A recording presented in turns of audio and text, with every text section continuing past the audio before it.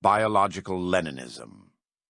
The first of 3 essays on the topic of biological Leninism, the organizational principle of the contemporary left. Posted by Spandrell on the 13th of November, 2017. Read by an artificial intelligence, based on the voice of Joshua Graham. It's 100 years now since the Russian Revolution, the Soviet Union, Lenin and the Bolsheviks. Leninism. It's been 100 years already. But you realize how present the whole thing remains when you look at the press these days. People are still praising or damning the revolution, as if it mattered anymore, as if it were something more than history, as if the left and right of today had remotely anything in common with the left and right of Lenin's day. I won't praise Lenin, an evil man. But great men are often quite evil. I'm not very interested in Lenin, the man. But I'm very interested in Leninism. Lenin is very dead, if not yet buried. I wonder what Putin is waiting for. But Leninism is quite alive. And the Western press has just realized that China, the second power in the world, in place to become the first in a few years, is a Leninist state. It's taken 5 years of Xi Jinping shouting every day about the Leninist orthodoxy of the Communist Party of China for people to realize. Now the West is scared. The West is scared because Leninism is effective. Yes, sure, the Soviet Union collapsed in 1991, but lasting 74 years is no mean feat. And at any rate, the very establishment of the Soviet Union was a superhuman feat. It was something amazing, and amazed was the whole intelligentsia of the Western world for many decades. The kind of people who read my blog might not realize this, but Marxism was huge. Still is, really. Marxism completely captured the intellectual classes of the whole world for over a century. In China, it's still the official orthodoxy, taught in schools. In the West, it's still with us, if in the morphed form of cultural Marxism. It's a staple of the right to speculate about why intellectuals hate capitalism. Reagan had a lot of quips about it. As usual, the right was good at cracking jokes, but it just never understood the problem, which is why it lost, and keeps losing. And now we have gay marriage and black transsexuals running for office. To understand Marxism, you have to understand the world Marx lived in. 1848, the liberal revolutions. Europe had gone a long way since feudalism, through the absolutist wars of the 17th century, the rise of the modern state, and then the series of liberal revolutions starting in France in 1789, all up to 1848. A common thread on all this history is the rise of the bureaucratic state. Feudalism is a very natural form of government. It's basically transposing the hierarchy of a conquering army into peacetime. China started like that, 1046 BC. The German tribes that conquered Western Rome also run like that. The king at war becomes the king at peace. The generals become counts. The colonels become earls. Everyone gets a piece of land, a set of rules of behavior, a set of duties of fealty. It works pretty well at keeping loyalty. It's not perfect, of course. After generations pass, the original ties of loyalty between army buddies aren't quite the same. But it worked reasonably well. Feudalism in both China and Europe lasted about 1,000 years. The problem with feudalism is that it's really hard to get anything done. It's hard to raise taxes. It's hard to get anything built. Everybody is very zealous about their inherited status, and they won't tolerate the smallest change. Then the most centralized and obedient Ottomans come in, and the most free and decentralized kingdom of Hungary is slaughtered at Mohacs. A state, like any organization, but even more so, wants to get things done. It wants to grow, expand its power and influence. And so feudalism led to absolutism, and absolutism led to liberalism.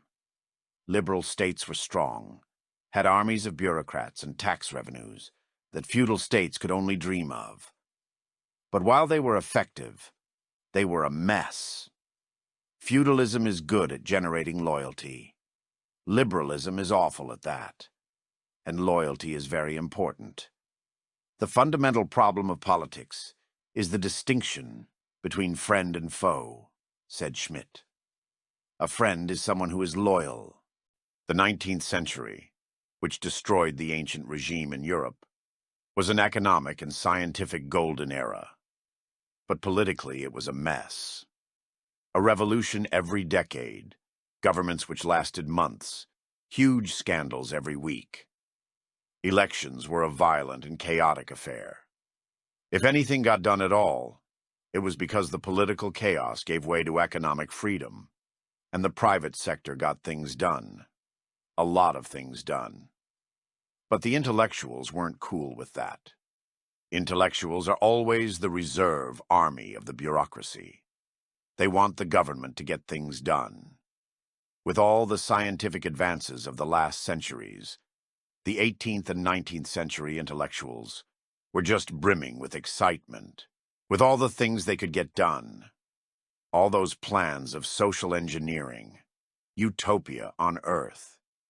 It just seemed so feasible, and yet they could never pull it off through the political process. They just couldn't pull it off. The politicians and bureaucrats just weren't loyal enough. Constant factionalism and infighting made any real reform impossible. Until Leninism, that is. Now, Leninism is most likely mislabeled. Lenin did indeed found the Communist Party of the Soviet Union. But Lenin died in 1924. And the Soviet Union was still a huge mess in 1924. It was Stalin, General Secretary of the CPSU since 1922, who, through the means we all know, really built the Communist Party and stabilized the Soviet government. Stalinism is used to refer to his brutal purges and his approach to criminal justice, but it would be more accurate to use Stalinism to refer to what we today call Leninism, the structure of rule of single-party communist regimes. Say what you will about the Soviet Union. The Communist Party was loyal. They got things done. Every crazy and stupid thing that the Politburo approved got done. Yes, it took a while to achieve that result. Stalin had to kill a lot of people. But it wasn't through sheer terror and cruelty that the Communist Party worked. The Communist Party had a system, which worked. It still works today in China. You might have noticed how people in the West today talk about China in these same terms. China gets things done. It does them fast and cheap. China got the world's biggest high-speed rail system in the time that it takes to dig a tunnel in Boston, and for not that much more money. That's not a coincidence. That's Leninism at work. Any country has a ruling class. What I call loyalty. You could also call asabiya, the coherence of the ruling class as such. Their ability to stick with each other and gang up, keeping the structure of rule stable. Feudalism got that. The nobility was the ruling class. They formed a society very much separate from that of the peasants, and they took much care that their rule was never contested. The destruction of that world by enlightened liberals resulted in a ruling class, which was orders of magnitude less cohesive and orderly. You might be a libertarian and think that is a good thing, and you may have a point. But any organization wants to fight entropy and ensure its stability and reproduction. Liberalism historically has shown itself incapable of that. Leninism was the first solution to that problem. Leninism is, of course, applied socialism. Socialism was huge before Leninism was even a thing, and that Marxism was and is still popular is not due only to Soviet patronage. Socialism works by hacking the social calculus module that humans have in our brains. Remember, humans care deeply about status. Status is what drives human behavior. Everybody works to achieve more status and to avoid losing status. Socialism, of course, sells egalitarianism. It tells people with low status that they can get some more. The Industrial Revolution had forced millions of peasants into the cities, and they all felt they had lost status in the process. Economists will tell you that the standard of living of industrial workers, according to some measures, had actually improved. And that may be so, but the workers didn't think so, and they were pissed. So these socialists come by and tell them they have this plan to make them gain status. Big time. That was huge. Yes, sure. Christianity had also started promising the meek that they were morally higher than rich people. They'd all go to heaven, unlike those perfid rich guys. But that didn't translate into actual real-world status. Socialism was promising actual goods, and so it became huge. It's still huge. It's pretty much catnip for humans. It's instant checkmate. Socialism works not only because it promises higher status to a lot of people. Socialism is catnip because it promises status to people who, deep down, know they shouldn't have it. There is such a thing as natural law, the natural state of any normally functioning human society. Basic biology tells us people are different. Some are more intelligent, more attractive, more crafty and popular. Everybody knows, deep in their lizard brains, how human mating works. Women are attracted to the top dogs. Being generous, all human societies default to a Pareto distribution, where 20% of people are high status, and everyone else just has to put up with their inferiority for life. That's just how it works. Socialism, though, promised to change that. And Marx showed they had a good plan. Lenin then put that plan to work in practice. What did Lenin do? Exterminate the natural aristocracy of Russia and build a ruling class with a bunch of low-status people. Workers, peasants, Jews, Latvians, Ukrainians. Lenin went out of his way to recruit everyone who had a grudge against Imperial Russian society. And it worked. Brilliantly. The Bolsheviks, a small party with little popular support, won the Civil War and became the awesome Soviet Union. The early Soviet Union promoted minorities, women, sexual deviants, atheists, cultists, and every kind of weirdo. Everybody but intelligent, conservative Russians of good families. The same happened in China, where e.g. the 5 provinces which formed the southern Mongolian steppe were joined up into Inner Mongolia Autonomous Region, what Saylor calls consolidate and surrender. In communist countries, pedigree was very important. You couldn't get far in the party if you had any little kulak, noble or landowner ancestry. Only peasants and workers were trusted. Why? Because only peasants and workers could be trusted to be loyal. Rich people, or people with the inborn traits, which lead to being rich, will always have status in any natural society. They will always do all right. That's why they can't be trusted. The stakes are never high for them. If anything, they'd rather have more freedom to realize their talents. People of peasant stock, though, they came from the dregs of society. They know very well that all they have was given to them by the party. And so they will be loyal to the death, because they know it. If the communist regime falls, their status will fall as fast as a hammer in a well. And the same goes for everyone else, especially those ethnic minorities. Ethnics were tricky, though, because they always had a gambit which could increase their status even further: independence. Which is why both Russia and China, soon after consolidating the regime, started to crack down on ethnics. Stalin famously purged Jews from the Politburo, used WW2 to restore most of the Tsar's territory and run such a Russia-centered state that to this day, people in Kyrgyzstan speak Russian. The same in China. A little-known fact of the Cultural Revolution was the huge, bloody purge in Mongolia and the destruction of many temples in Tibet. After that was done with, the Communist Party became this strong, stable, and smooth machine. The Soviet economy, of course, worked like shit, and that eventually resulted in the collapse of the system. But as China has shown, central planning is orthogonal to Leninist politics. China, of course, had to know. It had been running a centralized bureaucracy for thousands of years. Leninism was just completing the system.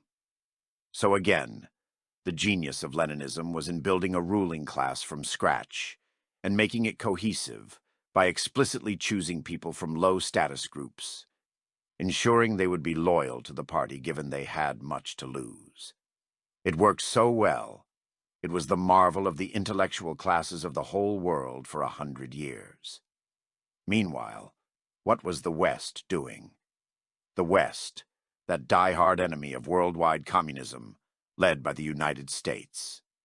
What has been the American response to Leninism? Look around you. Read Vox. Put on TV. Okay, that's enough.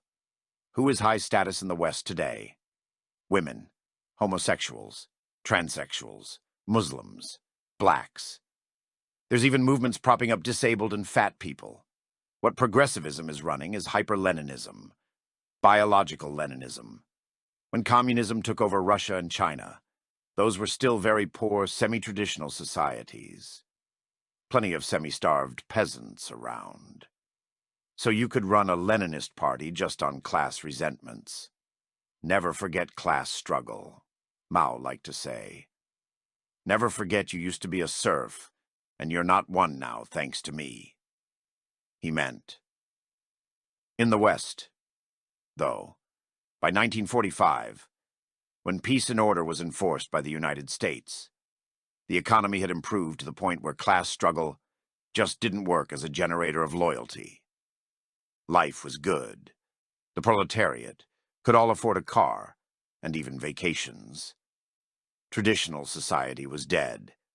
The old status ladders based on family pedigree and land-based wealth were also dead. The West in 1960 was a wealthy, industrial, meritocratic society where status was based on one's talent, productivity, and natural ability to schmooze oneself into the ruling class. Of course, liberal politics kept being a mess. No cohesion in a ruling class, which has no good incentive to stick to each other. But of course, the incentive is still out there. A cohesive ruling class can monopolize power and extract rents from the whole society forever. The ghost of Lenin is always there. And so the arrow of history kept bending in Lenin's direction. The West started to build up a Leninist power structure. Not overtly, not as a conscious plan. It just worked that way, because the incentives were out there for everyone to see. And so slowly we got it. Biological Leninism.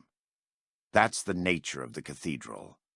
If you live in a free society, and your status is determined by your natural performance, then it follows that to build a cohesive Leninist ruling class, you need to recruit those who have natural low status. In any society, men have higher performance than women. They are stronger, they work harder, they have a higher variance, which means a fatter right tail in all traits, more geniuses. And they have the incentive to perform what the natural mating market provides. That's the patriarchy for you. Now, I don't want to overstress the biology part here. It's not the fact that all men are better workers than women. In a patriarchy, there's plenty of unearned status for men, but that's how it works. The core of society is the natural performance of men. Those men will naturally build a society which benefits them as men. Some men free ride on that. Some women get a bad deal. Lots of structural inertia there. But the core is real. To get to the point, in 1960, we had a white men patriarchy. That was perfectly natural. Every society with a substantial proportion of white men will end up being ruled by a cabal of white men. Much of it's biology. Part of it is also social capital. Good cultural practices accumulated since the 15th century. White men just run stuff better. They are natural high status. But again, nature makes for messy politics. There is no social value on acknowledging truth. Everybody can see that. The signaling value is in lies, in the unnatural. As Moldbug put it, in many ways, nonsense is a more effective organizing tool than the truth. Anyone can believe in the truth. To believe in nonsense is an unforgeable demonstration of loyalty. It serves as a political uniform. And if you have a uniform, you have an army. Or as the Chinese put it, point deer, make horse. The point again is that you can't run a tight, cohesive ruling class with white men. They don't need to be loyal. They'll do okay anyway. A much easier way to run an obedient, loyal party is to recruit everyone else. Women, blacks, gays, Muslims, transsexuals, pedophiles. Those people may be very high performers individually, but in a natural society ruled by its core of high performers, i.e. a white patriarchy, they wouldn't have very high status. So if you promise them high status for being loyal to you, you bet they're going to join your team. They have much to gain, little to lose. The coalition of the fringes, Saylor calls it. It's worse than that, really. It's the coalition of everyone who would lose status the better society were run. It's the coalition of the bad. Literal cockostocracy. There's a reason why there's so many evil fat women in government. Where else would they be if government didn't want them? They have nothing going on for them, except their membership in the Democratic Party machine. The party gives them all they have. The same way the Communist Party had given everything to that average peasant kid who became a middling bureaucrat in Moscow. And don't even get me started with hostile Muslims or transsexuals. Those people used to be expelled or taken into asylums pre-1960, which is why American progressivism likes them so much. The little these people have depends completely on the left's patronage. There's a devil's bargain there. The more naturally repulsive someone else, the more valuable it is as a party member, as its loyalty will be all the stronger. This is, of course, what's behind Larry Oster's first law of minority relations. The worse a group behaves, the more the left likes it. This is also why the left today is the same left that was into Soviet communism back in the day. What they approve of today would scandalize any 1920s leftist, even 1950s leftist. But it's all the same thing, following the same incentives. How to build a cohesive ruling class to monopolize state power. It used to be class struggle. Now it's gender struggle and ethnic struggle. Ethnic struggle works in America because immigrants have no territorial power base, unlike in Russia or China. So the old game of giving status to low-status minorities works better than ever. It works even better. Unlike Lenin's Russia, America has now access to every single minority on Earth, which is why the American left is busy importing as many Somalis as they can. The lowest performing minority on Earth. Just perfect. If you think it can't get worse than transsexuals or pedophiles, you're really not understanding how this works. Look at this NYT article. A black woman, ex-con, convicted of murdering her own 4-year-old son. She served 20 years in prison, which she spent studying sociology or something. After leaving prison, she applied to study a PhD at Harvard, which rejected her. Progressives were up in arms. How could you? Go to the link and look at that woman. Look at that face. She never expressed any remorse over killing her children. She lied about it in the PhD application. She disposed of the body and never told the cops where her son's corpse is. This is utter and complete psycho. Nobody in their right mind would want anything to do with this woman. But that's precisely the point.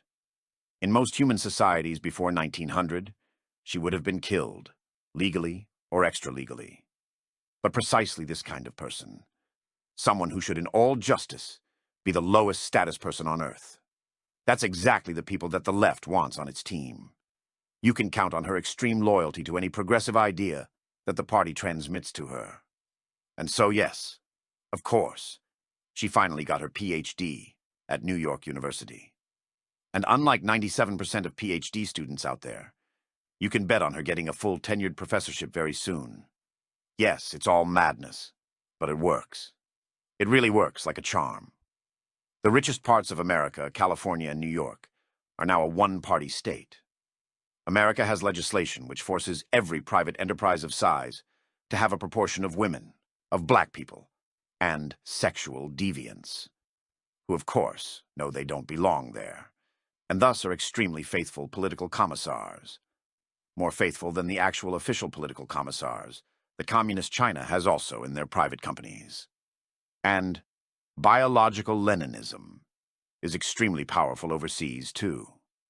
The same way that Soviet communism all had natural fifth columns across the world, with industrial workers forming parties and all doing Moscow's bidding across the West. American biological Leninism is also an extremely strong means of agitation all over the world. The United States has been the only superpower on Earth since 1991. But that's changing of late, with China's growth into almost economic parity with the US, and Russia growing a pair. Plenty of countries are now not following USG's line. Southeast Asia is now pretty much China's backyard. So now the United States is running an agitation campaign all over the world, trying to undermine Chinese and Russian influence. As I'm most familiar with China, it's very obvious what the USG line is. Appealing to women and homosexuals to become their fifth column. And it's working. Every single article you see out there by a Chinese writing about how China should be more progressive, i.e. more American, is written by either a woman or a homosexual. I read this article a while ago, which is infuriating. It's about a particle accelerator that China is building.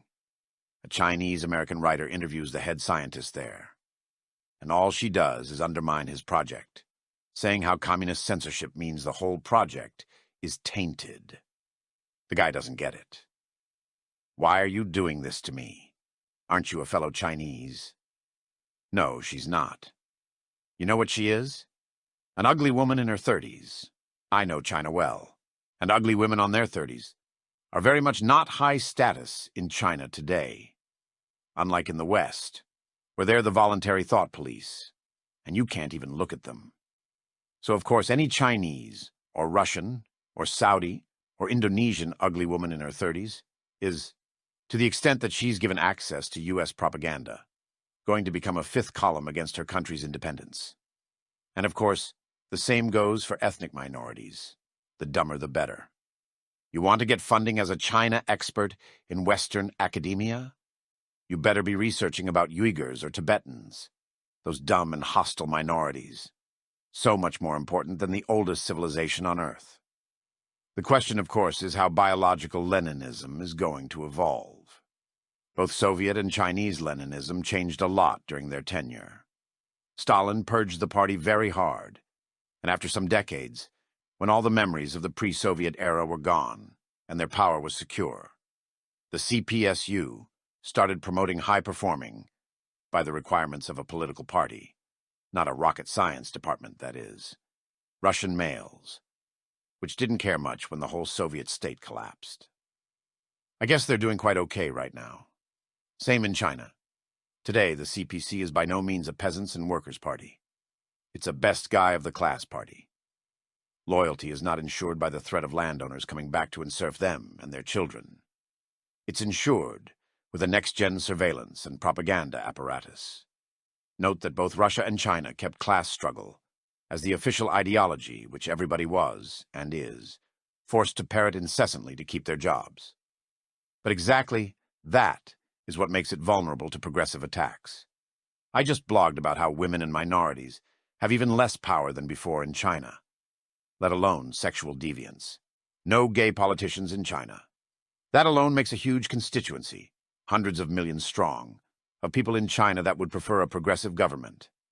That's the people who America is now addressing, unlike the previous strategy of selling democracy and its free economy to the Chinese middle class.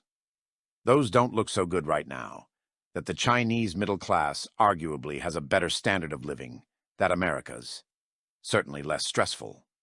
Let's assume, hope, that America's coalition of the fringes doesn't succeed in destabilizing foreign countries. How is it going to evolve, though? Again, as I said, Russia and China both stopped their peasant cocistocracies after a few decades. But they already had a nominal, single-party dictatorship and centuries of tradition of autocracy to feed upon. America is still 20 years away, if not 10, from a single-party regime, and it has a tradition of adversarial democracy, which makes it very hard to stop the ratchet. Even if it's stopped, the ideology is already there. In the best-case scenario where a democratic single-party regime gets its Stalin to purge the country of agitators and stabilize the regime, you still get 2020 rhetoric frozen as the state religion. Women are sacred. Can't even joke about them. Islam is peace. Transsexuals get to retroactively change their birth certificates. It's not okay to be white. White men get to run the country, but they must parrot all this stuff 5 times a day, facing at the great Zimbabwe. Or Brazilification collapses the economy, and everything goes to hell. Yeah, that's more likely.